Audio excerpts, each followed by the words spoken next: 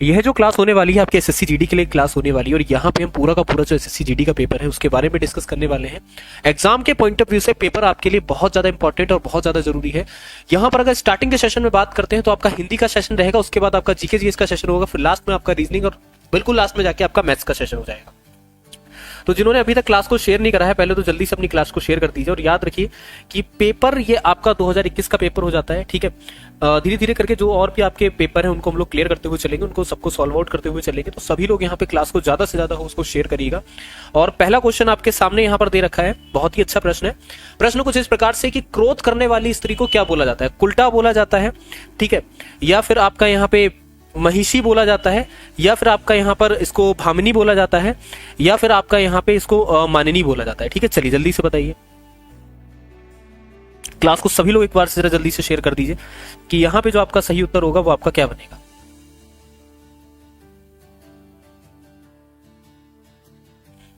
चलिए जल्दी से बताएंगे। देखो बिल्कुल सही। अगर हम लोग यहाँ पे बात करते हैं कि जो स्त्री बहुत ज्यादा क्रोध करने वाली होती है उसको आपका भामिनी बोला जाता है, ठीक है ना। क्या बोला जाता है? तो यहाँ पर याद रखेंगे कि उसको जो है सर यहाँ पर भामिनी बोलते हैं, ठीक है। अगला क्वेश्चन देखिए कि निम्न में से कौन सा विलोम युग्म जो है वो आपका सही नहीं है? संशय का निसंशय, ऋजु का वक्र, उपरी का अधा, या फिर उदित का विनीत, ठीक है। तो यहाँ पे बताएंगे कि जो हमारा सही उत्तर है वो आपका क्या होगा। सभी को हमारी तरफ से कैसे सभी लोग, ठीक है। तो देखो अगर हम लोग यहाँ पे बात करते हैं तो हमारा सही उत्तर क्या हो जाएगा कि बोलेंगे सर कौन सा विलोम शब्द जो है वो आपका युग्म सही नहीं है? तो संशय का निसंशय जो है वो यहाँ पर क्या हो जाता है? युग्म जो है वो आपका सही नहीं है, ठीक है। चलिए अगला देखिए कि यहाँ पर क्या दे रखा है कि दिए गए वाक्य में रेखांकित खंड को प्रतिस्थापित करने के लिए सबसे उपयुक्त विकल्प का चयन करें। रेखा, सुमन, रहीम, रमेश और नेहा आज मेले में आई थी। तो यहां पर क्या होगा? मेले में आई थी, किसी बदलाव की आवश्यकता नहीं, मेले में आया था या फिर मेले में आए थे। तो भाई सिंपल सी बात है, अगर तुम इसको पढ़ने भी बैठोगे ना तो तुम्हें यहां से पता चल रहा होगा कि मेले में आई थी। यहां पर क्या हो रहा है कि स्त्रीलिंग जो है वो यहां पे शो हो रहा है ना। क्या हो रहा है कि यहां पे जो दिख रहा है सर हमको स्त्रीलिंग दिख रहा है, लेकिन यहां पे स्त्रीलिंग होते हुए क्या हो जाएगा? यहाँ पे एक तरीके से यूज होगा कि मेले में आए थे। उस मेले में कौन कौन आए थे अब ये नहीं पता है, उस मेले में लड़के भी हो सकते हैं, लड़की भी हो सकती है। तो हमारे लिए कौन सा वाला ऑप्शन सही हो जाएगा? तो बोलेंगे सर डी वाला जो ऑप्शन है वो हमारा सही उत्तर होगा, है ना। अगला देखो कि मंत्री जी हमारे मुख्य अतिथि थे, मंत्री जी हमारे। अब इसमें बताओ कौन से भाग में आपका त्रुटि जो है वो आपकी दे रखी है, ठीक है। चलिए जल्दी से बताइए किस भाग में आपकी त्रुटि है। अब बहुत आसान सा क्वेश्चन है, मंत्री जी हमारे मुख्य अतिथि थे। तो अगर हम लोग यहां पर देखेंगे तो इसमें त्रुटि कहां पर है? इसमें त्रुटि आपकी लिखी हुई है अतिथि थे, ठीक है ना। ये जो अतिथि लिखा हुआ है यही आपका गलत लिखा हुआ है। तो यहां पर क्या हो जाएगा? बी वाला जो है वो आपका करेक्ट आपका ऑप्शन आंसर होगा, ठीक है। आपके मेरी शंका का उचित निराकरण कर दिया, समाधान निकाल दिया, किसी बदलाव की आवश्यकता नहीं है, प्रतिपादन कर दिया, फिर संयोजन कर दिया। देखो कोई भी जब समस्या होती है तो उसका क्या निकाल दिया जाता है? उसका आपका समाधान निकाल दिया जाता है। बहुत अच्छी सी बात है, सभी को क्लियर भी होगा कि सर कोई भी समस्या होती है तो उसका क्या करा जाता है? निराकरण नहीं निकाला जाता है, उसका समाधान निकाला जाता है। तो यहाँ पे क्या हो जाएगा? ए वाला जो ऑप्शन आपको दे रखा है यही हमारा यहाँ पे करेक्ट आपका ऑप्शन आंसर होगा, ठीक है। गुलाब का फूल आनंद की वस्तु होती है। तो अब यहाँ पे देखो गुलाब का फूल कोई त्रुटि नहीं है, होती है या फिर आनंद की वस्तु होती है। अब यहाँ पे बताओ किस वाले पार्ट में आपका त्रुटि होगा, ठीक है। चलिए जल्दी से बताइए सभी लोग, जल्दी से क्लास को शेयर करके कम से कम 100 के पार पहुंचा दीजिए अपनी क्लास को, ठीक है। ज्यादा से ज्यादा शेयर करिए। देखो गुलाब का फूल आनंद की वस्तु होती है। तुम एक चीज बताओ कि गुलाब का जो फूल है, अगर हम तुमसे बोल रहे हैं कि जाओ भाई एक काम करो कि गुलाब का फूल जो है उसको तोड़ के लेकर आओ, है ना, गुलाब के फूल को तोड़ के लेकर आओ अपने पास रख लो, तो क्या बोलोगे? बोलोगे सर गुलाब का फूल होता है, यही तो कहोगे ना सर गुलाब का फूल होता है, गुलाब का फूल नहीं होती है ना। ये तो गलत हो जाएगा कि सर गुलाब का फूल होता है लेकिन गुलाब का फूल नहीं होती है। तो यहाँ पे सही उत्तर क्या होगा? दिमाग चलाओ राजा बेटा, इस तरीके से जीडी नहीं निकलेगा, ठीक है। तो यहाँ पे क्या बोलोगे कि सर होती है ना होते हुए यहाँ पर क्या होगा? गुलाब का फूल जो है बहुत आनंद की वस्तु होती है, होती है या फिर होता है बहुत आनंद की वस्तु। यहां पे थोड़ा सा एक मिनट अपना,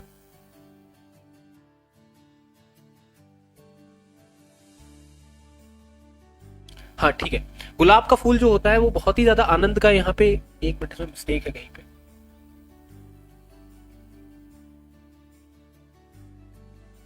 हाँ ठीक है। तो यहां पर क्या बोलोगे कि सर होती है नहीं जगह की क्या होना चाहिए था? यहाँ पे होता है, ठीक है। गुलाब का फूल होता है ना कि आपकी होती है होता है, ठीक है। चलिए अगला देखिए कि जो स्त्री पति के लिए मर मिटे उस स्त्री को क्या बोलते हैं? कोई एक स्त्री है जो पति के लिए मर मिट जाती है, उसको क्या बोला जाता है? तो सीधी बात है, उसको क्या बोला जाता है? ठीक है ना, उसको पतिव्रता बोला जाता है। और जो पुरुष किसी स्त्री के लिए मर मिटता है, अपनी पत्नी के लिए मर मिटता है, तो उसको क्या बोला जाता है, उसको आपका पत्नीव्रता बोला जाता है। ठीक है, तो यहाँ पे क्या हो जाएगा, पतिव्रता हो जाएगा। ठीक है, चलो अगला देखो यहाँ पर क्या है। अगला क्वेश्चन है आपका, रिक्त स्थान आपको चयन करना है। मैं परीक्षा में पास होने का क्या करूंगा, प्रयत्न करूंगा, अभ्यास करूंगा, साहस करूंगा या फिर व्यवहार करूंगा। साहस किस चीज के लिए करा जाता है, साहस तो भाई उस चीज के लिए करा जाता है जब कोई भी मुश्किल कार्य करने के लिए जा रहे हैं, जहां पे लग रहा है कि हम हार जाएंगे। भाई अभी आपके दोस्त की लड़ाई होगी, आपको बोला कि भाई जाओ लड़कर आओ, और आपको पता है सामने वाले जो भी सामने वाले लोग हैं बड़े मजबूत हैं, तो आप वहां पर क्या करोगे, साहस करोगे लड़ने का, है ना। परीक्षा में पास होने के लिए क्या करोगे बताओ। अच्छा, तो बोलोगे सर परीक्षा में पास होने के लिए हम लोग क्या करेंगे। अब कई लोगों का जवाब यहाँ पर आएगा कि हम लोग अभ्यास करेंगे। अभ्यास नहीं करेंगे। अभ्यास किसी चीज को करने के लिए, काम करने के लिए करा जाता है, उस काम में निपुण होने के लिए करा जाता है अभ्यास। लेकिन हम लोग यहाँ पे क्या करेंगे, हम अपनी तरफ से पूरा प्रयत्न करेंगे कि परीक्षा में हम क्या हो जाए, पास हो जाए, है ना। अभ्यास तो किसी चीज के, अभ्यास मैथ में करते हो, है ना, अभ्यास क्या करते हो, मैथ में करते हो कि उस चीज में हम बहुत ही अच्छे हो जाएं। लेकिन यहाँ पे क्या करोगे, हम प्रयत्न करेंगे अपने पास से, है ना। तो क्या हो जाएगा, ऑप्शन ए हो जाएगा। अभ्यास क्या होता है कि हमारा कल मैच होने वाला है, आज हम अभ्यास कर रहे हैं कि हम कल मैच में जीते, ठीक है ना। तो ये दो अलग चीजें। अभ्यास किसी चीज में निपुण बनने के लिए या किसी चीज में आगे बढ़ने के लिए करा जाता है, लेकिन उसी के अगर आप इनडायरेक्टली देखोगे तो प्रयत्न करते रहने चाहिए। कहते हैं जीवन में प्रयत्न करते रहो, प्रयत्न करते रहोगे तो एक ना एक दिन आप सफल जरूर होगे, है ना। तो ये यहाँ पे आपका सही उत्तर हो जाएगा। समझ गए कि नहीं समझ गए। प्रयत्न का एक आपका पर्यायवाची भी हो सकता है कि यहाँ पे प्रयास करूंगा, है ना, मैं परीक्षा में पास होने के लिए क्या करूंगा, मैं प्रयास करूंगा। तो ये एक ही बात है, ठीक है। पृथ्वी का वह भाग जिनके तीन ओर आपका पानी हो, उस भाग को आपका क्या बोला जाता है, जल्दी से बताओ राजा बेटा। ठीक है, पृथ्वी का वह भाग जिसके तीनों ओर आपका पानी, उसको क्या बोलते हैं, तो उसको आपका प्रायद्वीप बोलते हैं, है ना। क्या हो जाएगा, उसको हमारा क्या बोला जाता है, उसको हमारा यहाँ पे प्रायद्वीप बोला जाता है। ठीक है, अगला क्वेश्चन देखो क्या है कि विनायक किसका पर्यायवाची है, विष्णु का, गणेश का, महेश का या फिर ब्रह्मा का। ठीक है, विनायक किसको बोलते हैं, गणेश जी को ही तो बोलते हैं। तो बस सीधी सी बात है, यहाँ पे बी वाला ऑप्शन आपका करेक्ट हो जाएगा। ठीक है, अगला देखो क्या है कि दिए गए शब्द को विलोम शब्द में चुनिए। विनाश, निर्माण, अभिशाप, शमशान, समास। ठीक है ना, तो विनाश का आपको विलोम शब्द चुनना है, क्या होगा जल्दी से बताओ राजा बेटा कि विनाश का जो विलोम शब्द है वो आपका क्या हो जाएगा। तो बहुत आसान सा जवाब है, एक व्यक्ति क्या कर रहा है, विनाश कर रहा है, दूसरा व्यक्ति क्या कर रहा है, उस चीज का निर्माण कर रहा है। अगला देखो क्या है, अगला शब्द आपके सामने यहाँ पर अगला क्वेश्चन ये लिखा है कि यह एक अनुमोदित निबंध है। यहाँ पे आपको बताना है कि उपयुक्त विकल्प का यहाँ पे चयन करके बताओ क्या होगा। ठीक है, लॉजिकल क्वेश्चन कोई भी आप पूछोगे उसका जवाब हमारे द्वारा बिल्कुल मिलेगा।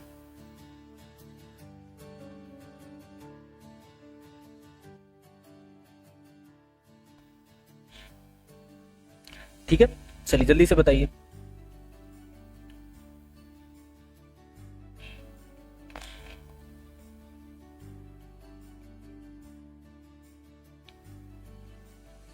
देखो, अगर हम लोग यहां पे बताओ कि इसमें किसी भी तरीके का आपको बदलाव की आवश्यकता लग रही है, बी वाला अनुवांदित निबंध है। देखो भाई, अगर हम लोग यहाँ पे बात करते तो इसमें कोई भी बदलाव की आवश्यकता है ही नहीं। ठीक है ना, अनुदित निबंध है, मतलब ये आपका एक ऐसा निबंध है जो पर्याप्त है और किसी भी चीज के लिए आपका इतनी लाइनें जो है वो आपकी उचित है। ठीक है, तो यहाँ पर क्या हो जाएगा, किसी भी बदलाव की आवश्यकता आपकी है ही नहीं। हमें डैश देश का सम्मान करना चाहिए, हमारे, अपने, आपके और अपनी। ठीक है, हमें क्या करना चाहिए, सीधी सी बात है, हमें हमारे देश का क्या करना चाहिए, सम्मान करना चाहिए। ठीक है ना, चलिए। हवा से बातें करना, फिजूल की बातें करना, घमंडी होना, बहुत तेज दौड़ना या दिमाग खराब होना। ठीक है ना, कुछ लोग ऐसे होते हैं हवा में बातें करते हैं, क्या करते हैं, क्या उनके अंदर घमंड होता है, घमंडी हो तभी वो हवा में बातें कर रहे हैं, ऐसा तो नहीं है। या बहुत तेज दौड़ रहे हैं तो हवा में बातें कर रहे हैं, बोलोगे सर ऐसा भी नहीं है, उनका दिमाग ही खराब हो गया है, ऐसा नहीं है। फिजूल की बातें कर रहे हैं, वो उन बातों का कोई भी अर्थ नहीं है। ठीक है, चलो। पतंगा का समानार्थी शब्द कौन सा है, चलिए जल्दी से बताइए। पतंगा जो है इसका समानार्थी शब्द आपको बताना है कि कौन सा हो जाएगा, सभी को पता होगा। ठीक है, क्लास को शेयर करो, कम से कम एटलीस्ट 100 तक वॉचिंग रखो। तो शलभ जो है वो यहाँ पे सही उत्तर होगा। ठीक है, घूस तय करना, इसको प्रकट करने वाला मुहावरा कौन सा है, दरबार बांधना, दरबार बंद होना, दरबार लगना या फिर दरबार होना। ठीक है, चलिए जल्दी से बताइए। तो यहाँ पे अगर हम लोग बात करते हैं तो दरबार बांधना जो है वो हमारा यहाँ पर क्या हो जाएगा, इसका सही उत्तर हो जाएगा। ठीक है, अगला क्वेश्चन देखिए क्या है कि सही वर्तनी वाले शब्द को चुनिए। इसका सही वर्तनी शब्द आप बताएंगे यहाँ पर क्या हो जाएगा। तो अगर हम लोग बात करते हैं तो विभीषिका जो है वो यहाँ पर क्या होगा, इसका सही शब्द हो जाएगा। ठीक है, अब चलो यहाँ पे बताओ कि कोई त्रुटि है कि नहीं है। इसलिए कहता हूं क्योंकि आप दुर्बल हैं, यहाँ पे बताना है कि कोई त्रुटि है या फिर आपकी कोई भी त्रुटि नहीं है। ठीक है,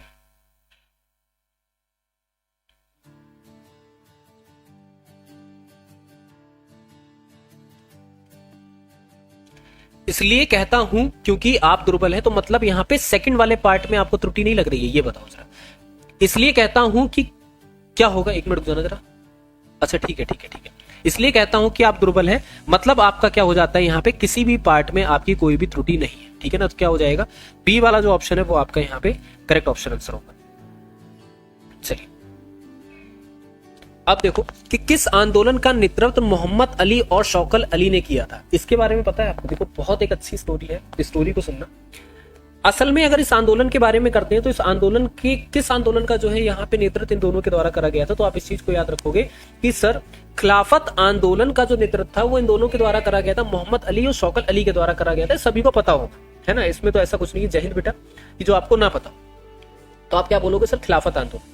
अच्छा खिलाफत आंदोलन क्या भारतीय आंदोलन था, किसी को भी पता है ऐसा कुछ, क्या तुम बताओ। अच्छा तुम्हें पता है क्या खिलाफत आंदोलन एक्चुअल में क्या भारतीय आंदोलन था, या सर भारतीय आंदोलन नहीं था, किसी को भी कुछ पता हो बोलो, बताओ भाई क्या लगता है तुम्हें कि ये भारतीय आंदोलन था। तो बेटा एक चीज को याद रखना, असल में ये भारतीय आंदोलन था ही नहीं, ठीक है ना। इसको भारतीय आंदोलन आगे जाके बना दिया गया, इसको असहयोग आंदोलन में जोड़ दिया गया गांधी जी के द्वारा, तब इसको भारतीय आंदोलन बना दिया गया, लेकिन ये भारतीय आंदोलन नहीं था। ये तरीके से अगर बात करते हैं तो एक इस्लामिक आंदोलन था, जो कि यहाँ पे तुर्किश में बैठे खलीफाओं के लिए आंदोलन जो है वो आपका स्टार्ट करा गया था, क्योंकि वहां पे बैठे खलीफा पे अंग्रेज अपना क्या करना चाहते थे, वर्चस्व करना चाहते थे, इसीलिए भारत में इस आंदोलन को स्टार्ट करा गया। अब गांधी जी ने यहाँ पर इस आंदोलन को क्या कर दिया था, इस आंदोलन को असहयोग आंदोलन में मिला दिया था। उसका रीजन ये था कि गांधी जी भी यही चाहते थे कि कहीं ना कहीं चीजें जो है वो एकता से हमारी चलती रहे, ठीक है। तो इस चीज को याद रखना, खिलाफत आंदोलन तुर्किश में बैठे खलीफा के लिए होने वाला इस्लामिक आंदोलन था। क्लियर सभी, ये बताइए एक बार कमेंट कर दिया करो, ठीक है। जय श्री राम बेटा, जय हिंद, कमेंट कर दिया करो कि हाँ सर क्लियर हो गया है, ठीक है ना। अगला देखो क्या है कि ब्रिटिश सरकार के द्वारा भेजे गए साइमन कमीशन का बहिष्कार किया गया, क्योंकि इसने रियासतों को विशेष अधिकार दिए। कमीशन ने भारत की वित्तीय स्वतंत्रता को अंकुश लगाया। सदस्यों के बीच मतभेद, एक कमीशन में कोई भी भारतीय सदस्य नहीं था, ठीक है। चलिए जल्दी से बताइए कि यहाँ पे जो सही उत्तर है वो हमारा क्या होगा।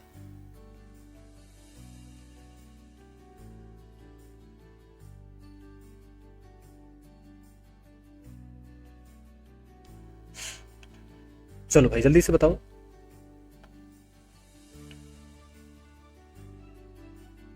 और क्लास को जरा सभी लोग एक बार से शेयर करते रहिए, ऐसा नहीं, क्लास को ज्यादा से ज्यादा शेयर करिए आप लोग, सभी लोग, ठीक है।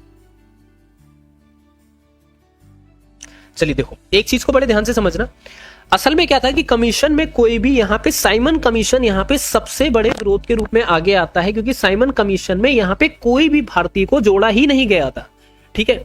तो यहां पर क्या हो जाएगा, डी वाला ऑप्शन आपका करेक्ट होगा। अब देखो गांधी इरविन समझौता भारत में निम्नलिखित में से किस आंदोलन से संबंधित, सविनय अवज्ञा, भारत छोड़ो, रॉलेट, या फिर आपका असहयोग आंदोलन, ठीक है। गांधी इरविन समझौता बहुत ज्यादा फेमस आपका है, ठीक है, इसको सभी को पता भी होगा। तो अगर यहाँ पे बताएंगे कि जो हमारा सही उत्तर है वो यहाँ पर क्या हो जाएगा, तो याद रखिएगा कि गांधी इरविन जो समझौता था वो आपका सविनय अवज्ञा आंदोलन से रिलेटेड था, ठीक है। भारतीय राष्ट्रीय कांग्रेस का लाहौर सत्र किस कारण महत्वपूर्ण है, इसने पूर्ण स्वराज की मांग का प्रस्ताव पारित किया, इसने प्रांतीय चुनाव को बहिष्कार का प्रस्ताव पारित किया, इसने रॉलेट सत्याग्रह शुरू करने का प्रस्ताव पारित किया, इसने भारत के नागरिक सेवा आयोजित करने का प्रस्ताव पारित किया। तो यहां पर बताएंगे कि जो हमारा सही उत्तर है वो आपका क्या हो जाएगा। चलो जल्दी से बताओ कि यहां पे सही उत्तर आपका क्या हो जाएगा।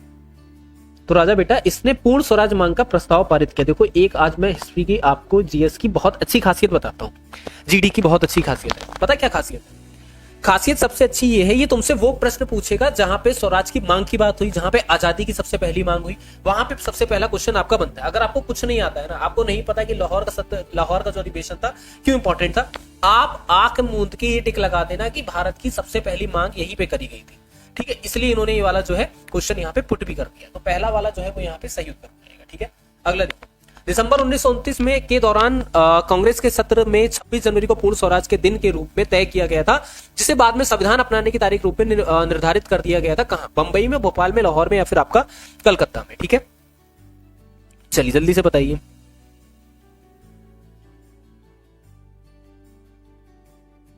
तो यहां पर क्या हो जाएगा, लाहौर जो है वो आपका करेक्ट होगा। लास्ट क्वेश्चन था उससे ही समझ लो, यहाँ पे लाहौर आपका सही होगा, ठीक है।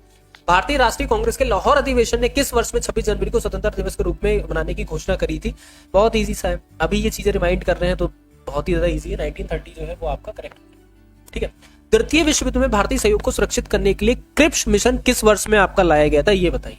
अच्छा देखो, तृतीय विश्व युद्ध क्यों इतना इंपॉर्टेंट है, कोई मुझे बता सकता है कि तृतीय विश्व युद्ध सर हमारे लिए इतना ज्यादा इंपॉर्टेंट रहा कि हमको आजादी मिल गई। आप लोगों ने हिस्ट्री को थोड़ा सा डिटेल से कभी पढ़ना, और उस हिस्ट्री को जब डिटेल से पढ़ोगे ना, गांधी जी जीवन भर ये कहते रहे कि हमको कभी भी हिंसा का सहारा नहीं लेना है। सुना होगा आपने कि हाँ सर गांधी जी ने तो यही कहा कि हमको हिंसा का सहारा नहीं लेना है, अहिंसा के रास्ते पे हम चलेंगे। कोई एक थप्पड़ मारेगा, दूसरा गाल हम आगे कर देंगे, लो भैया इस पे भी मार दो, है ना। ये बात तो आपने सुनी, बिल्कुल हमने बात सुनी। क्या ये बात सच थी?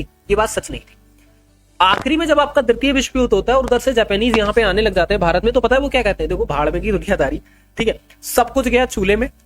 आपको अगर अब देश आजाद करने के लिए लठ भी उठाना पड़े तो लठ उठाओ, देश को आजाद करो। गांधी जी के शब्द थे ये, इस तरीके से शब्द नहीं थे, लेकिन उनका वहां पे क्या मतलब था कि अब हिंसा का सहारा लेना पड़ेगा। तो कभी कोई एक चीज को नोटिस करना, नोटिस क्या करना कि होता ये है कि हम तो भगत सिंह को फॉलो करते हैं, है ना। ये होता है कि हम तो भगत सिंह को फॉलो करते हैं। गांधी जी तो हमेशा ये कहते रहे कि एक गाल पे खाओ दूसरे गाल पे खाओ, ऐसा नहीं है। भगत सिंह का कभी भी, ठीक है, आप भगत सिंह की बुक को पढ़ना, होता क्या है, यंग एज में गुस्सा आती है, ठीक है, यंग एज में गुस्सा आती है, लेकिन भगत सिंह का भी पहला ऑप्शन कभी भी हिंसा नहीं रहा है। इस बात को हमेशा मेरी याद रखना, भगत सिंह का भी पहला ऑप्शन कभी हिंसा नहीं रहा, उनका भी लास्ट ऑप्शन हिंसा रहा है। अगर तुम खुद से बुद्धि चला के सोचो कि उनको हिंसा करनी ही होती तो दिल्ली विधानसभा के बाहर क्यों बम फोड़ते? भाई अंदर जाके फोड़ देते बम, गलत कह रहे हैं क्या? ये बताओ, है ना। बाहर क्यों फोड़ते? अंदर जाके फोड़ते ना बम। तो इसीलिए इस चीज को याद रखना, हम अपने आप को अगर उनसे कंपेयर कर लेते हैं कि भाई हम तो भगत सिंह की तरह हैं, हम तो हिंसा का, बिल्कुल नहीं। भगत सिंह ने कभी हिंसा का सहारा लिया ही नहीं।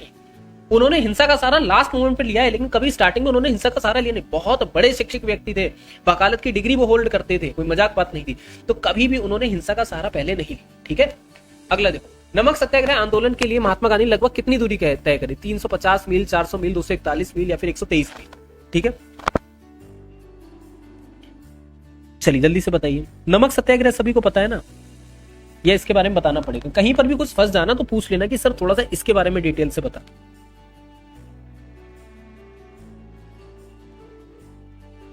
राम राम बेटा, राम राम, ठीक है। तो 241 मील जो है वो यहाँ पे सही उत्तर होगा। निम्नलिखित में से कौन सा नेपाल की सबसे लंबी नदी है? राप्ती, महाकाली, नारायणी या फिर कर्णाली? चलिए जल्दी से बताइए। कहीं पर भी फंसना, कहीं पर भी कोई क्वेरी हो तो बोल देना कि सर ये वाला क्वेश्चन जो है इसको थोड़ा सा डिटेल से बता दो, तो मैं आपको थोड़ा सा डिटेल से बता दूंगा, आपको चीजें जो है अच्छे तरीके से रिमाइंड हो जाएंगी, है ना। तो ये मत सोचना कि पूछेंगे नहीं और सर बताएंगे नहीं। अरे आप पूछोगे हम बताएंगे भी, आप पूछो तो सही, ठीक है। यहां पे बताओ जल्दी से राजा बेटा कि हमारा सही उत्तर है वो हमारा क्या होगा?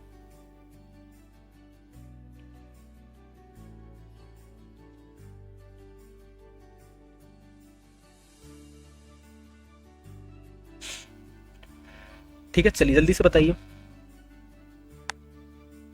वेरी गुड, कुछ जवाब ए बी सी, अरे एक जवाब दिया करो भैया, ठीक है।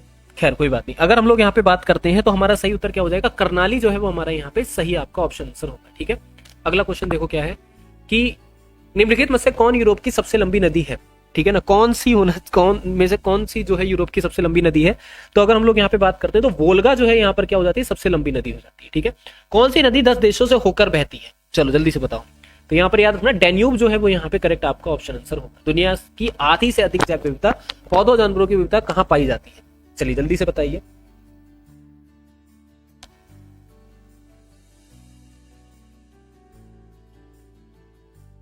बेटा 23 का तो बहुत पीछे छूट गया है, बहुत ज्यादा, मतलब अभी जो चल रहा है क्वेश्चन उससे रिलेटेड पूछा करो, ठीक है ना। उष्ण कटिबंधीय वर्षा वन जो है वो हमारे करेक्ट ऑप्शन आंसर हो जाएंगे, ठीक है। देखो अब क्यों ये होंगे, एक बुद्धि यहाँ पे चला, ठीक है। यहाँ क्वेश्चन पढ़ो क्या लिखा, दुनिया की आधी से अधिक जैव विविधता, पौधों जानवरों की विविधता कहाँ पाई जाती है?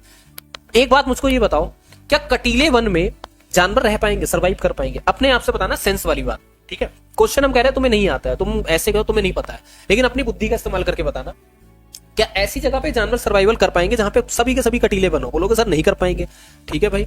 अच्छा, अर्ध सदाबहार वन कहने का मतलब है एक अपने सीजन पे आते हैं, वहां पे जानवर जो है सर्वाइवल कर पाएंगे? बोलोगे सर नहीं भाई, सीजन का जानवर अलग होता है ना। कभी काशी जाओ तो काशी में क्या होता है, साइबेरियन पक्षी आते हैं, पर वो अपने सीजन से आते हैं, ऐसा नहीं है कि वो हर सीजन में आ जाते हैं। तो कहोगे सर वहां पे भी नहीं, तो शुष्क सदाबहार वन, अब वहां पे पहले से ही शुष्क मौसम है, तो वहां पे तुम्हें लगता है सर्वाइवल है? बिल्कुल नहीं है।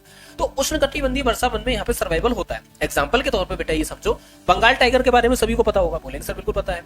तो बंगाल में क्या होता है कि उधर के एरिया में जो है उष्णकटिबंधीय वर्षा वन पाए जाते हैं, तो वहां पे भी क्या है, वहां पर क्या है कि वहां पे टाइगर मिलता है। इससे दिमाग का सेंस ये लगा लो कि हाँ, उष्ण कटिबंधीय वर्षा वन ऐसे क्षेत्र होते हैं जहां पे नॉर्मल वर्षा होती है। कहने का मतलब ये नहीं कि वहां बाढ़ आ जाती है, ऐसा नहीं है, ठीक है। नॉर्मल वर्षा होती है तो वहां पे जो है हर तरीके के जानवर और पौधे जो है वहां पे पाए जाते हैं, ठीक है। भारत एक खोज द डिस्कवरी ऑफ इंडिया पुस्तक के लेखक यहाँ पे बताना है कौन है। एसएससी जीडी लवर कौन कौन है? अरे राजा बेटा लवर मत बनो, ठीक है। लवर बनने से कुछ नहीं रखा है, पढ़ाई करो, ठीक है। लवर अवर कुछ नहीं होता है, ठीक है। तुम जिसके लवर बनोगे वो किसी और का लवर होगा, तो इसलिए तुम अगर यहाँ पे लवर बनने हो ना तो हो सकता है कि एसएससी जीडी तुम्हारी सीट लेने की बजाय किसी और को अपना लवर बना बैठे, ठीक है। तो ये वाले बिल्कुल भी जोक सपाट मत करा करो, ठीक है। अब बताओ यहाँ पे जो हमारा सही उत्तर है क्या होगा?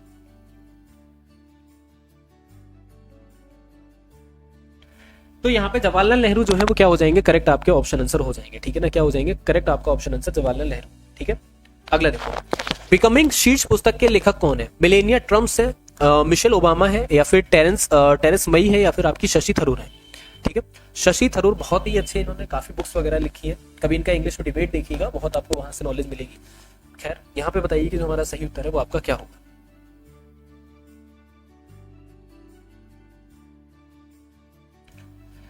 तो याद रखिएगा मिशेल ओबामा यहाँ पर क्या होगा? करेक्ट आपका ऑप्शन आंसर हो जाएगा। आ जाएगा बेटा एडमिट कार्ड, आराम करो, आ जाएगा एडमिट कार्ड, आएगा, सबका आएगा।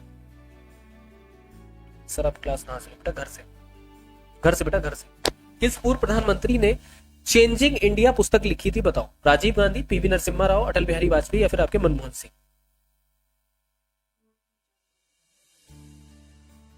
ठीक है, देखो बहुत से बच्चों को नहीं पता होगा, लेकिन मनमोहन सिंह के द्वारा यहाँ पे चेंजिंग इंडिया जो है पुस्तक लिखी गई थी, ठीक है।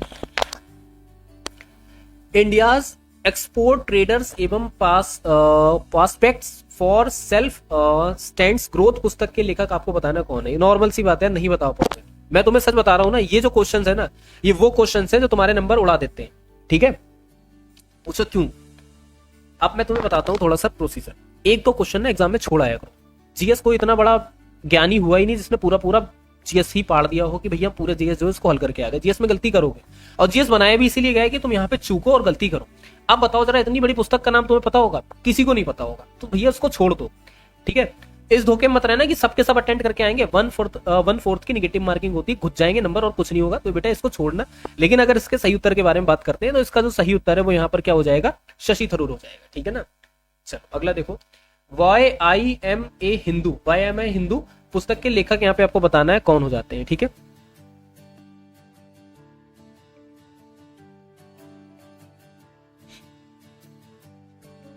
तो शशि थरूर यहां पर हो जाते हैं, ठीक है ना। चलिए, शीर्षक द लीजेंड ऑफ लक्ष्मी प्रसाद पुस्तक निम्नलिखित में से किसके द्वारा यहाँ पे लिखी गई थी? तो ट्विंकल खन्ना के द्वारा यहाँ पर ये लिखी जाती है, ठीक है ना। वही ट्विंकल खन्ना है, ठीक है, फिल्मों वाली।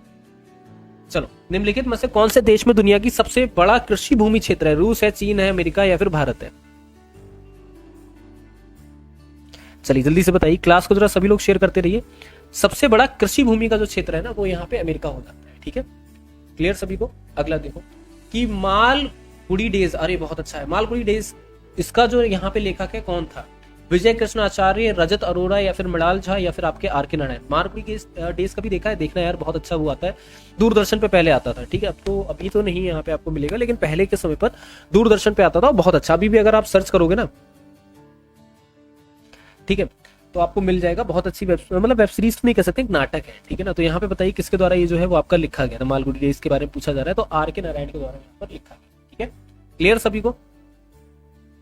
जल्दी से बताओ, क्लियर हो गया ना। अब हम लोग बढ़ते हैं यहाँ पे रीजनिंग की तरफ। रीजनिंग का पहला क्वेश्चन आपके सामने है, और क्वेश्चन आपको दे रखा है 36, 37, 46, 71 क्वेश्चन मार्क और 201। तो क्वेश्चन मार्क के प्लेस पे आपको बताना है कि जो हमारा सही उत्तर होगा वो यहाँ पर क्या हो, ठीक है। चलिए जल्दी से बताइए।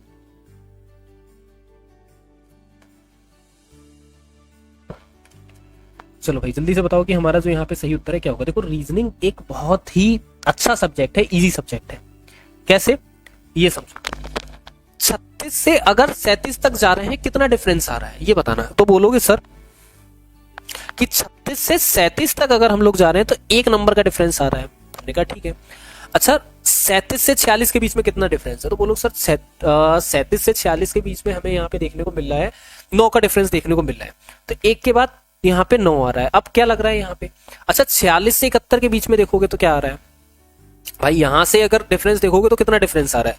तो हमने कहा सर अगर 46 से 71 के बीच में भी डिफरेंस हम लोग यहाँ पे फाइंड आउट कर रहे हैं तो यहाँ पे एटलीस्ट कम से कम नहीं तो एक मेरे ख्याल से 25 नंबर का डिफरेंस आ रहा है ना। तो कहेंगे सर बिल्कुल ठीक, बस यहीं पे आप पकड़ लोगे क्वेश्चन।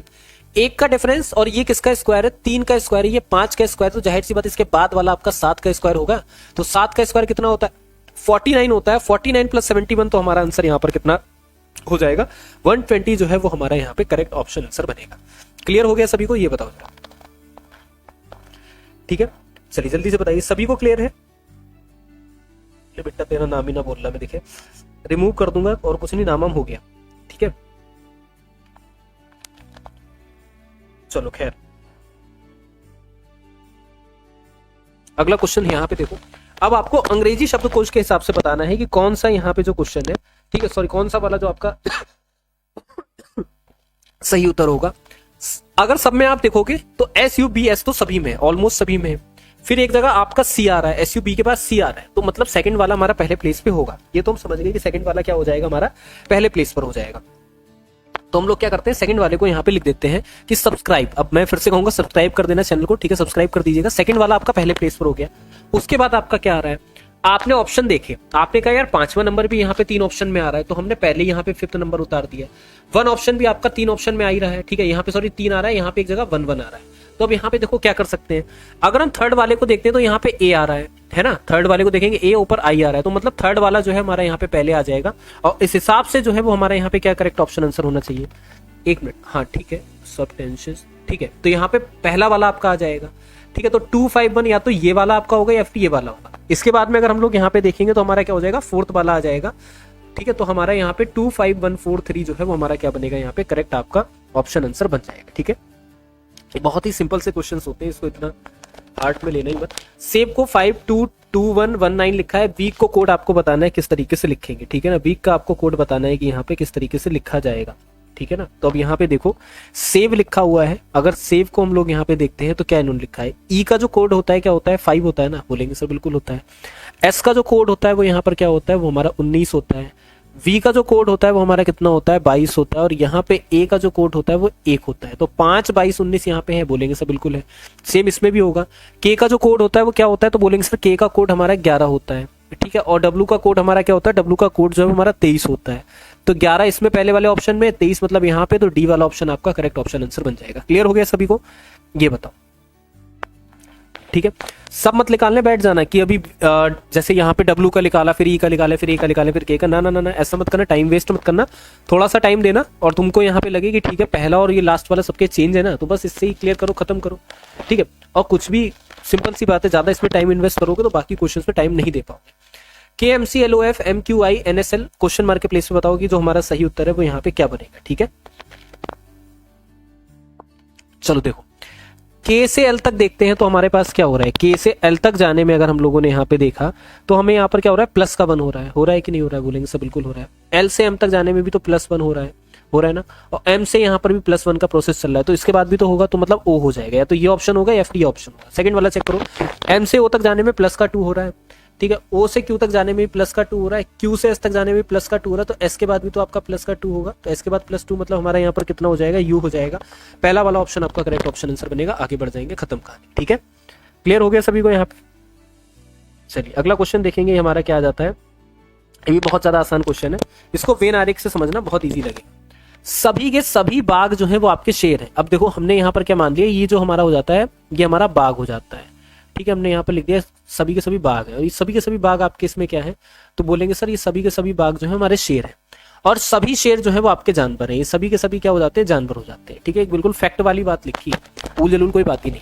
क्या सभी बाघ आपके जानवर है, बोलेंगे सर बिल्कुल सही बात है। क्या कोई भी बाघ आपका पक्षी नहीं है, तो ये भी आपका क्या हो जाएगा, गलत हो जाएगा। ठीक है, क्योंकि कोई भी बाघ जो है पक्षी नहीं है, कोई भी बाघ आपका यहाँ पे क्या है, सभी के सभी बाघ आपके जानवर है, और यहाँ पे शेर है। तो यहाँ पे करेक्ट हमारा ऑप्शन आंसर क्या बनेगा, तो बोलेंगे सर पहला वाला निष्कर्ष पूरा तरीके से यहाँ पे स्थापित बैठ रहा है कि सभी बाघ जो है जानवर है, बाघ पक्षी नहीं है। पक्षी का तो यहाँ पे कहीं नाम ही नहीं आया है, जब नाम नहीं आया तो मतलब ही नहीं बनता है, सीधी सी बात है ना, जब नाम ही नहीं आया तो मतलब भी तो नहीं बनता है। तो केवल आपका निष्कर्ष एक जो है वो आपका अनुसरण करता है, बात खत्म। ठीक है, अगला देखो, कुर्सी का जो संबंध लकड़ी से है, कंबल का भी संबंध बताओ किससे होगा। भाई जाहिर सी बात है, कंबल कुर्सी किससे बनती है, लकड़ी से बनती है ना। कंबल किससे बनता है, कंबल आपका ऊन से बनता है, बात खत्म। ठीक है, अगला देखो, ये रहने दो, इसके बाद वाला देखो, ई एफ जे एफ जी के और जी H L H I am question mark के प्लेस पे बताओ कि हमारा जो सही उत्तर है वो हमारा क्या बनेगा। ठीक है,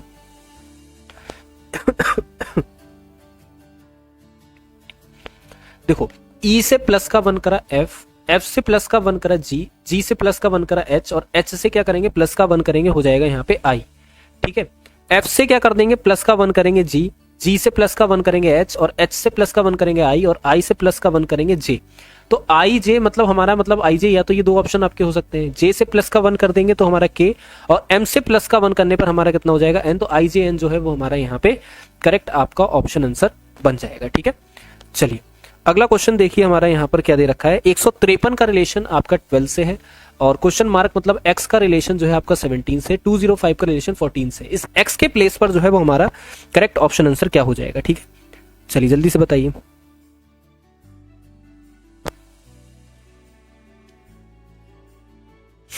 देखो बहुत भयानक क्वेश्चन, मैंने तुमसे एक चीज हमेशा बताई है कि कोई ना कोई आपके ऐसे क्वेश्चन जरूर देंगे जिससे आपका दिमाग जो है काम करना बंद कर दे। वो क्वेश्चन आपके सामने है, सोच के देखना, सीजीएल लेवल का क्वेश्चन यहाँ देने का क्या मतलब, कॉमन सेंस वाली बात है कि सीजीएल लेवल का क्वेश्चन यहाँ पे देखिए क्या है, कोई मतलब नहीं है, लेकिन फिर भी लगाना तो है जब एग्जाम में आया। अब बुद्धि मारो कि यहाँ पे क्या प्रोसेस लग रहा है, मारो बुद्धि मारो कि सर ये प्रोसेस लग रहा होगा या फिर ये प्रोसेस लग रहा होगा, नहीं पहचान पाओगे यार। अगर तुम वास्तव में जीडी की तैयारी कर रहे हो ना, बहुत मुश्किल है क्वेश्चन आपके लिए।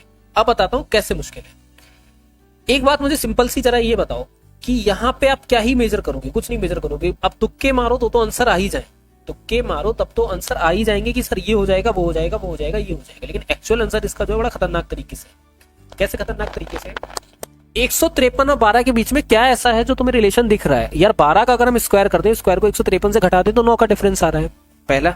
ठीक है ना, 205 और 14, इसको भी 14 का स्क्वायर करके यहाँ पे देखेंगे तो कितना आ रहा है, 9 का डिफरेंस आ रहा है ना। ठीक है, डिफरेंस की बात हो रही है। अब 298 और 17 का स्क्वायर कर देंगे, 298 के बीच डिफरेंस देखेंगे, 9 का डिफरेंस आ जाएगा। इस हिसाब से ऑप्शन नंबर ए आपका करेक्ट हो जाएगा। और लेकिन अगर ना लगे ना तो स्किप कर देना, दिमाग मतलब इसमें खपा देना। सब पेपर करने के बाद इसमें दिमाग लगाना, समझो बात को। पेपर करने के बाद एग्जाम में सब क्वेश्चन को सॉल्व करना कोई अच्छी चीज नहीं है कि भैया सारे क्वेश्चन सॉल्व करके आए भले ही गलत करके आए, ये है बेकार। ठीक है, तो इसलिए बात को बड़े ध्यान से समझो। तरीके वो अप्रोच टेबल लगाओ जो आपकी मतलब आपको लग रहा है क्वेश्चन मुश्किल है तो इसको लास्ट में लगाओ, खत्म करो बात। ठीक है, इतनी सी बात समझो। 4 अक्षर का समूह दिया है, 3 आपके एक तरीके से सेम है और एक जो है वो आपका डिफरेंट है। डिफरेंट वाला बता दो आपका कौन सा है, बहुत अच्छी सी बात है। ठीक है, और डिफरेंट वाला जल्दी से बता दो कि आपका कौन सा हो जाता है।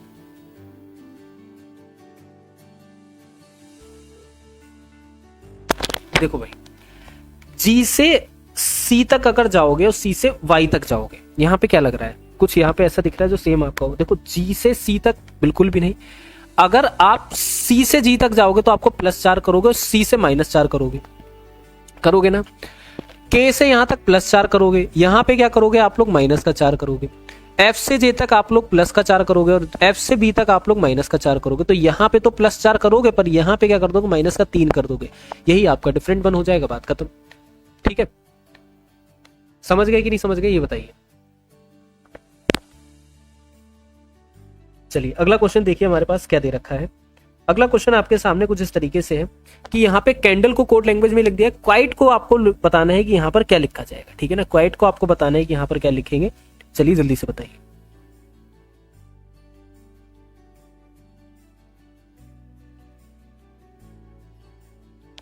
चलो भाई जल्दी से बताओ। कुछ भी नहीं है यहाँ पे। कैंडल सी का 3 यहाँ पे लिखा है, ए का आपको यहाँ पर दिख जाएगा, ये लिखा हुआ है। ठीक है, 1 लिखा हुआ है, एन का भी यहाँ पर आपका लिखा हुआ है। तो इसको क्या करा है इन्होंने, जो कोड लैंग्वेज है ना उनकी, जो मतलब जहां पे उनकी जो प्लेस वैल्यू है, उस प्लेस वैल्यू को इन्होंने क्या कर दिया, टर्न करके लिख दिया बस। जैसे यहाँ पे प्लेस वैल्यू क्या है, एन की प्लेस वैल्यू 14 है। ठीक है ना, टी की प्लेस वैल्यू आपकी 4 है, एल की प्लेस वैल्यू आपकी 21 है, सॉरी 12 है आपकी। ठीक है ना, और यहाँ पे ई की प्लेस वैल्यू आपकी 5 है। बस ये इन्होंने करा। तो काइट में भी सेम चीज आपकी हो जाएगी। क्यू की प्लेस वैल्यू मतलब सबसे लास्ट में जाएगी, टी की प्लेस वैल्यू सबसे पहले आएगी। टी की प्लेस वैल्यू मतलब आपकी कितनी हो गई, तो आपकी 20 होती है। 20 को उल्टे तरीके से लिखेंगे, 02 से लिखेंगे। 02 से आपका एक ऑप्शन ये स्टार्ट है, एक ऑप्शन आपका ये स्टार्ट है, लास्ट वाले में पहुंच जाओ। ठीक है ना, तो यहाँ पे क्यू की प्लेस वैल्यू कितनी होती है, क्यू की 17 होती है, तो इसको 71 लिखेंगे। मतलब आपका ए वाला जो ऑप्शन है वो हमारा क्या बन जाएगा, यहाँ पे करेक्ट आपका ऑप्शन आंसर बन जाएगा, खत्म कहानी। ठीक है ना, अगला देखो, क्वालिटी का आपको बताना है कि जो दर्पण में दिया गया उसके दाईं ओर अगर रख दे तो क्या होगा भाई। ये जो क्यू यहां पर दिख रहा है ना, ये जो क्यू आपका इस तरीके से, ये क्यू जो है वो आपका इस तरीके से हो जाएगा। इस तरीके से कौन सा वाला ऑप्शन, ऑप्शन नंबर सी, तो यही आपका करेक्ट ऑप्शन आंसर बनेगा। खत्म, है ना। दर्पण की एक चीज को बड़े ध्यान से समझना कि जो चीज आपके लेफ्ट है ना दर्पण में, वही चीज आपके राइट पे दिखेगी। ठीक है ना, क्या दिखेगी, आपके राइट पे दिखेगी। बात खत्म, और कुछ भी नहीं। ठीक है, चलिए अगला देखो, आपके सामने यहां पर क्वेश्चन आ चुका है कि एक ठोस घन का पृष्ठीय क्षेत्रफल 7 to 6 सेंटीमीटर स्क्वायर से पिघलाकर एक ठोस बेलन जो है वो आपका बनाया जाता है। ठीक है भैया, एक ठोस बेलन जो है उसको आपका बना दिया गया है। अब इसे पिघलाकर एक ठोस बेलन जिसकी त्रिज्या 11 और बेलन की ऊंचाई आपको बतानी है कितनी है। ठीक है, चलिए जल्दी से बताइए, बेलन की ऊंचाई बताओ यहां पर कितनी है। देखो, ठोस बेलन का पृष्ठीय क्षेत्रफल 726 सेंटीमीटर स्क्वायर है। आपको पता है कि जो घन होता है, घन का पृष्ठीय क्षेत्रफल बराबर क्या होता है, तो बोलेंगे सर 6a स्क्वायर बराबर हमारे सामने 7 to 6 ही तो दे रखा है। ये बताओ, क्वेश्चन को समझो बड़े ध्यान से। हर चीज को अगर बिल्कुल ही शॉर्ट मेथड से लगा दोगे तो आपको समझ में नहीं आने का है। ठोस घन का पृष्ठीय क्षेत्रफल का फॉर्मूला क्या होता है, 6a स्क्वायर होता है। 6a स्क्वायर बराबर 7 to 6, a स्क्वायर बराबर आपका कितना हो जाएगा, तो बोलेंगे सर a स्क्वायर बराबर जो है वो हमारा 7 to 6 अपॉन हमारा 6 हो जाएगा। तो a बराबर आपका यहाँ पर a स्क्वायर बराबर पहले बताओ कितना आएगा। ठीक है, बहुत इजी है क्वेश्चन। तो a बराबर हमारा निकल आएगा 121। ठीक है ना, और 121 किसका स्क्वायर होता है, तो सॉरी a स्क्वायर बराबर 121, तो a बराबर आपका निकल आएगा 11। समझ गए यहां तक, बोलेंगे सर बिल्कुल समझ गए। बेलन की ऊंचाई आपको बतानी है। ठीक है, अब देखो एक चीज को बड़े ध्यान से समझना। मुझे एक बात बताओ कि एक हमारे पास घन है, अगर मैं उसको पिघला के बेलन का रूप दे देता हूं तो क्या उसका जो आयतन है वो चेंज होगा। इतनी सी बात बताना। हमारे पास घन है, उस घन को पिघलाकर अगर उसको यहां पे बेलन बना देंगे, क्या उसका आयतन चेंज होगा कि नहीं होगा, जरा ये बताओ सभी लोग। तो बोलोगे सर उसका तो आयतन चेंज नहीं हो सकता है। क्या चेंज हो जाएगा, कॉमन सेंस की बात है यार। एक क्ले लो, एक क्ले को क्या करो, पहले एक घन के शेप में बना दो, एक बॉक्स के शेप में बना दो। ठीक है, उसका आयतन देखो कितना है। अब वही क्ले को यहाँ पे बेलन में चेंज कर दो, क्या उसका कहीं पर भी कोई आयतन चेंज हुआ, बोलो सर नहीं चेंज होगा। तो घन का आयतन बराबर क्या होगा, बेलन का आयतन। बात को समझना, घन का आयतन बराबर क्या हो जाएगा, बेलन का आयतन हो जाएगा। तो a क्यूब बराबर आपका क्या होगा, बेलन का आयतन पाई आर स्क्वायर h बराबर हो जाएगा। तो a हमारे पास कितना है 11, तो 11 इंटू 11 इंटू आपका 11 बराबर हमारे पास कितना हो जाएगा, पाई आर स्क्वायर h, मतलब पाई हमारा 22/7 दे रखा है, तो 22/7। आर हमें यहाँ पे पता है कितना है, हमारा 11 है, और h हमको यहाँ पे निकालना है। तो हमारे पास कितना बच जाएगा, h बराबर 7/2 बच जाएगा। बचेगा कि नहीं बचेगा भाई, 11 से यहाँ पे कट हो जाएगा, 2 बार में जाएगा, तो h बराबर 7/2। तो h बराबर 3.5 जो है वो हमारा यहाँ पर क्या बनेगा, इसका करेक्ट ऑप्शन आंसर हो जाएगा। ठीक है, समझ गए कि नहीं समझ गए, जरा ये बताओ। मैथ आ गया तो वॉचिंग गिरेगी। ये चीज तो मुझे पता है कि मैथ के आने के बाद ऐसे लगता है कि भागो भागो भागो जान बचाओ। ठीक है, ऐसा कुछ नहीं है राजा बेटा, मैथ है कोई हुआ नहीं है। मैथ को भी लगाओगे ना तो वो लग जाएगी, इतना कोई भयानक चीज नहीं होती है मैथ की। मैथ लगी नहीं पाएगी हमसे, हम तो कर ही नहीं पाएंगे। चलो, यदि किसी राशि पर समान ब्याज की दर 4 वर्ष में 6 वर्ष में प्राप्त होने वाली साधारण ब्याजों का अनुपात क्या होगा। ठीक है, चलो एक काम करो, ये वाला, एक वस्तु को उसके अंकित मूल्य से 75% मूल्य पर बेचा गया और इससे 25% लाभ, या फिर रहने तो पहले यही लगाओ। ठीक है ना, टाइम देखो, बेसिक नहीं क्लियर है। अगर आपको ये मैथ नहीं समझ में आ रही है तो इसका मतलब आपका बेसिक जो है वो क्लियर ही नहीं है। ठीक है, इस चीज को समझो, बेसिक पहले क्लियर करो। और अब तो खोपड़ी पे आ चुका है एग्जाम, अब तो बेसिक क्लियर होने से आप समझो। एक राशि पर समान ब्याज दर से 4 वर्ष में, तो अगर 4 वर्ष में यहां पर क्या हो रहा है, 4 वर्ष और 6 वर्ष में प्राप्त होने वाले साधारण ब्याजों का अनुपात आपको बताना है क्या होगा। एक बात को समझो कि 4 वर्ष मतलब हमको यहां पर भी टी दे रखा है, यहां पर भी टी दे रखा है, तो मतलब हमारे पास जो टाइम है T1 हमारे पास 4 है, T2 हमारे पास यहां पर कितना दे रखा है, 6 दे रखा है। ठीक है, मूलधन को P बोलते हैं, दर को हमारा R बोलते हैं, तो हमें रेशियो निकालना है। अगर साधारण ब्याज की बात आती है तो साधारण ब्याज का फॉर्मूला क्या होता है, PRT अपॉन आपका 100, यही तो होता है। ये बताओ, बोलेंगे सर बिल्कुल। तो PRT अपॉन हमारा 100, मतलब हमारे सामने 2 दे रखे हैं, तो हमारे सामने P into R into T, मतलब हमारे P into R into 4/100 equals to आपका हो जाएगा कितना, P इंटू R इंटू हमारा 6/100, 4 इक्वल्स टू 6, 2 2 4, 2 3 6, 2:3 जो है वो हमारा यहाँ पर क्या बन जाएगा, करेक्ट हमारा ऑप्शन आंसर बन जाएगा। क्लियर कि नहीं क्लियर, जरा ये बताइए।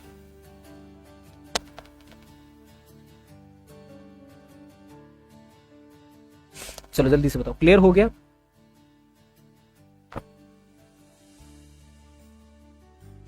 ठीक है, अगला क्वेश्चन देखते हैं कि एक वस्तु को उसके अंकित मूल्य के 75% मूल्य पर बेचा गया और इससे 25% लाभ प्राप्त हुआ, तो वस्तु का क्रय मूल्य बताओ क्या है। चलो जल्दी से बताओ, वस्तु का जो क्रय मूल्य है वो आपको बताना है, कितना हो जाएगा। ठीक है, देखो समझो क्वेश्चन को कि क्वेश्चन कह क्या रहा है। कोई एक वस्तु है, ठीक है, कहेंगे सर बिल्कुल ठीक है, उस वस्तु को उसके अंकित मूल्य से 75% मूल्य पर बेचा गया। कोई एक वस्तु है, उसके अंकित मूल्य हमें कितना मान लिया, हमने कहा उसका जो अंकित मूल्य है ना वो यहाँ पे कितना है, अंकित मूल्य जो है वो यहाँ पे 100 है। ठीक है, अंकित मूल्य कितना दे रखा है, 100 दे रखा है। अंकित मूल्य के 75% मूल्य पर बेचा गया, अंकित मूल्य के 75% मूल्य पर आपका जो है बेचा जा रहा है, मतलब उसका जो विक्रय है 75%, डिस्काउंट जो है 25%। तो हमें क्रय मूल्य बताना है। क्रय मूल्य बराबर कितना होता है, तो बोलेंगे सर क्रय मूल्य बराबर हमारा क्या हो जाता है, अंकित मूल्य। तो ठीक है ना, अंकित मूल्य, ठीक है, और यहाँ पे 100 माइनस आपका डिस्काउंट अपॉन हमारा हो जाता है 100 प्लस आपका लाभ। ठीक है, ये चीज समझना है यहाँ पे। तो यहाँ पे कितना हो जाएगा, तो बोलेंगे सर अंकित मूल्य हमारा 100 माइनस आपका 25 और 100 प्लस आपका यहाँ पे 25, तो यहाँ पे हमारे पास कितना बचेगा, 100 इंटू 75 अपॉन 125, तो 60 जो है वो हमारा यहाँ पे करेक्ट आपका ऑप्शन आंसर जो है वो आपका हो जाएगा। ठीक है, इसका ये आपका आखिरी क्वेश्चन है। इस क्वेश्चन को सभी लोग यहाँ पे लगाएंगे और इसका जवाब जो है सभी लोग कमेंट सेक्शन में दीजिएगा कि इसका जो सही उत्तर है वो आपका क्या होगा। ठीक है, जल्दी से बताओ क्या सभी को क्लास जो है समझ में आई है कि नहीं आई है, पहले ये बताइए। ठीक है, जितने बच्चे देख रहे हैं सभी लोग बताएंगे क्या सभी को क्लास जो है एक एक पॉइंट जो है यहाँ पर क्लियर हुआ है।